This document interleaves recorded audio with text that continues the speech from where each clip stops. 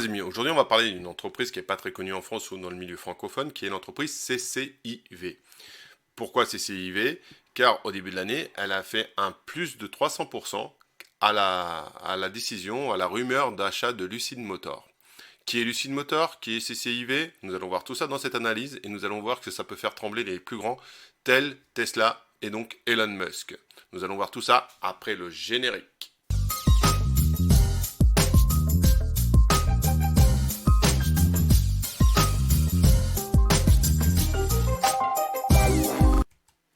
Bienvenue sur ma chaîne EG Investi où on parle de placement financier, de trading et d'investissement. N'oubliez pas de vous abonner juste là, en bas, activez la petite clochette, cela aidera grandement la chaîne. La première chose qu'il faut savoir avec CCIV, en fait CC4, voilà, c'est Searching Corp 4. L'action a augmenté de plus de 300% en début d'année car ils ont annoncé, où il y a eu des rumeurs d'achat de l'entreprise Lucid Motors. Qui est Lucid Motors? On va voir tout ça. Quel type d'investissement on peut faire? Est-ce qu'il y a encore de la place pour investir? Est-ce qu'il faut-il investir maintenant? Quel est son placement à long terme? Et qu'est-ce qu'on peut faire avec cette action? On va voir que c'est une action qui a un grand potentiel et qui peut faire, comme je vous l'ai dit en introduction, trembler les plus grands.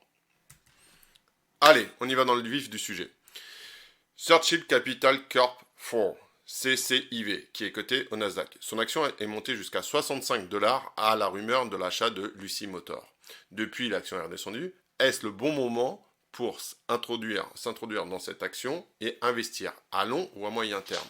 On y va directement. Donc, Lucid Motors est une entreprise de voitures qui fabrique des voitures autonomes électriques, tout comme Tesla. C'est une marque que moi j'aime bien personnellement. Donc le 22 février de cette année, il y a eu un accord pour 11,25 millions de dollars qui valorisait l'entreprise pour cette somme. Inutile de vous dire que cette somme était très inférieure aux espérances des investisseurs, ce qui a provoqué une chute du cours de l'action CCIV. Du coup, le cours de l'action a chuté jusqu'à plus ou moins 20 $. Donc par rapport à son cours maximum du mois de février, et par rapport au cours d'aujourd'hui, on a perdu 69% de sa valeur. Donc cette volatilité est due tout simplement à l'effet émotionnel des gens, à la spéculation qu'il y a eu. Mais qu'est-ce qu'il en est réellement de la valeur intrinsèque de cette marque Lucid? Eh bien, on va voir ça maintenant. Mais il faut bien voir que les fondements de Lucid restent les mêmes, restent inchangés. Donc la perspective de cette entreprise reste très bonne. La fluctuation, cette spéculation est tout simplement due à l'émotion. On a voulu faire un bull run, un peu à le même titre que les bitcoins, c'est tout le monde se met à investir dessus, puis d'un seul coup descend, chute, ce qui fait une grosse variation. Mais la base, le fondamental de l'entreprise est toujours là. Les perspectives sont toujours là, et leur efficacité commerciale reste très clairement très offensive par rapport à des marques comme Tesla. Donc faut-il l'acheter maintenant? Attendons. On va voir, je vais analyser. Ce n'est que mon avis, c'est en aucun cas un conseil d'achat. C'est à vous de tirer votre propre conclusion, si investir ou non. Donc Lucid est une marque de véhicules électriques relativement récente des États-Unis. Lucid se trouve dans une position très solide pour faire croître son marché et s'établir clairement comme un rival dans le futur de Tesla. Nous sommes donc nombreux à la comparer à Tesla ou à NIO. Mais attention, au début de Tesla et à NIO, pas là où se trouve actuellement Tesla. La marche reste encore grande, mais comme je vous disais, Lucid a un gros potentiel et se place en tant que futur challenger très prometteur. La grosse différence de Lucid par rapport aux autres entreprises jeunes qui rentrent dans le marché, c'est qu'ils produisent déjà leurs propres véhicules qui vont être livrés à la fin de cette année. Donc ça, c'est déjà une grosse différence avec les autres. Ça veut dire qu'ils sont très avancés, ils ont la chaîne, ils ont l'industrie derrière. Juste pour vous donner une idée, leur véhicule, excusez-moi, je vais lire mes notes, Insignia Lucid Dream Edition est réservé à plus de 9000 exemplaires, ce qui laisse envisager un gros potentiel pour le reste des modèles à venir. Avec un tel début, cela est très prometteur. Lucid annonce des chiffres faramineux tels de 97 millions de bénéfices, ce qui me semble juste énorme. Mais il faut dire que c'est pas juste un concept, ils sont déjà en fabrication, ils vont livrer leurs véhicules cette année, comme je vous ai dit, donc plus de 9000, et ils prévoient de livrer le restant jusqu'à 2022, 22 000 véhicules, ce qui est juste énorme. Donc pour réserver le Dream Edition, qui est le véhicule le plus luxueux, il faut payer en avance 5500 $ sur un prix total de 161 500 $. Effectivement, ce n'est pas des véhicules qui sont à la portée de tous. C'est donc clairement une voiture de luxe, mais rappelons-nous aussi que c'était le cas de Tesla à ses débuts. Après, Tesla a travaillé sur des prix moins chers, mais rappelons que dans le cas de Lucy, c'est exprès. Leur intention est clairement de faire un véhicule haut de gamme, et donc à ce prix. Car le but de cette marque, c'est d'être le concurrent direct de voitures de luxe telles BMW, Mercedes, Audi, et pas forcément de Tesla. Ils visent vraiment le haut de gamme. Une fois dit cela, Lucid travaille quand même sur des modèles moins onéreux, comme le Lucid Air, qui coûte 79 900 $, 70 000 $ grosso modo. Sa qualité de fabrication et son positionnement sur le marché en font une voiture très intéressante pour le futur, et aussi pour les gens qui sont très intéressés et très concernés par ce type de véhicule, la positionne en première ligne, en vraiment gros challenger dans les voitures de luxe électriques autonomes. Pour les plus connaisseurs d'entre vous, cette voiture, donc Lucy, propose 1080 chevaux de puissance avec 2,5 secondes pour atteindre le 0 à 100. Mais le plus important dans cette voiture, et la plus grande valeur de cette voiture, c'est son autonomie. En effet, son autonomie va de 500 miles, on va dire 1000 km, 1100 km d'autonomie. Bon, ce sont des chiffres qui nous sont annoncés par la brochure commerciale de Lucy. Il faudra voir si réellement elles atteignent ces capacités-là. Ces chiffres sont donc vraiment très impressionnants pour une voiture électrique. Si on prend ce petit graphique de Lucy, donc, il nous annonce 517 miles par rapport à 412 par rapport à Tesla, ce qui laisse quand même une grosse différence entre Tesla et les concurrents les plus directs qui se trouvent juste derrière, comme Jaguar et Porsche, Audi, et bon, après toutes les autres marques qu'on peut connaître.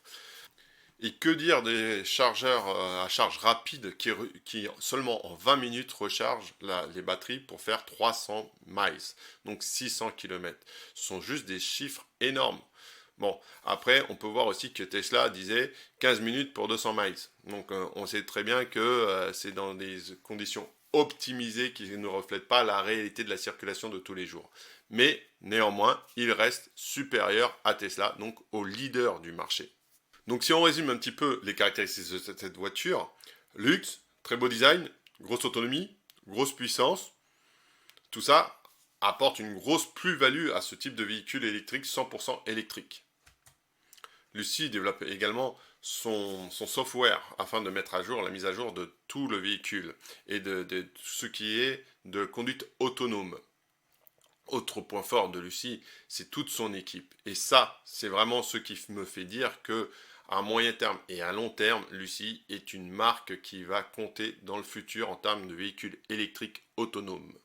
Cette entreprise est donc dirigée par Peter Rawlinson, qui est ni plus ni moins que le metteur au point des chipsets chez Tesla, Jaguar, Lotus. On peut voir aussi dans cet organigramme qu'il y a de grandes figures qui ont travaillé pour des marques entièrement reconnues telles que Mazda, Audi, Tesla, Volkswagen, Apple, vous voyez Ford. Ce sont vraiment des entreprises leaders du marché qui développent et qui connaissent, ces personnes connaissent très bien ces technologies et sont des valeurs sûres dans ce type de projet de véhicules électriques, 100% électriques et autonomes. De même, dans les cartons pour 2023, il y a le projet du premier SUV 100% électrique, le Gravity.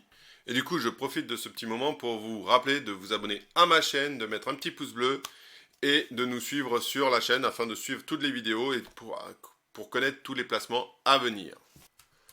Et donc pour revenir à notre thème d'aujourd'hui, on voit bien que 2023, la sortie du SUV Gravity, mais aussi d'autres projets à venir jusqu'en 2030 où ils savent déjà qu'ils vont planifier d'autres berlines, un autre SUV et un gros véhicule un peu plus important. Lucie ne devrait pas tarder à dévoiler ses modèles bientôt, dans un futur proche. Son usine en Arizona prévoit une fabrication de 400 000 véhicules par an pour pouvoir satisfaire la demande globale des futurs acquéreurs. Une autre rumeur un peu plus spéculative, celle-ci, annonce un partenariat avec Apple. En effet, on sait très bien que Apple voulait développer son Apple Car, mais ça ne s'est pas fait. On sait que Apple est une marque innovante dans les produits. Donc, ne pouvant développer sa voiture électrique, à 100% électrique et 100% autonome, il semblerait qu'il y ait des rumeurs de partenariat avec la marque Lucid. Cependant, il n'y a pas eu de rapprochement entre les deux entreprises. Pour l'instant, ça reste qu'une rumeur, mais on sait très bien que Apple, qui cherche à produire sa voiture autonome, ne le fera pas toute seule. Et on sait aussi qu'elle est prête à investir des centaines de millions de dollars dans le développement de ce projet. Donc, pour l'instant, il n'y a aucune communication entre les dirigeants de Lucid et de Apple, mais tout ce genre de négociation reste toujours secrète. Mais nous, à notre échelle, à notre niveau, on ne sait pas. Ça reste que de la spéculation, on ne sait pas. Peut-être bien que oui, peut-être bien que non. Ce qui est sûr, c'est que si un tel accord venait à être officialisé, l'action Lucid exploserait en bourse. Ça ferait encore un bull run. Ça, c'est sûr. En revanche, ce qui est vrai, c'est que Lucid a des bons fondements d'investissement. Effectivement, il y a un fonds d'investissement d'Arabie Saoudite, et là, tenez-vous bien, à hauteur de 1300 millions de dollars, ce qui représente une participation à l'entreprise de 67%.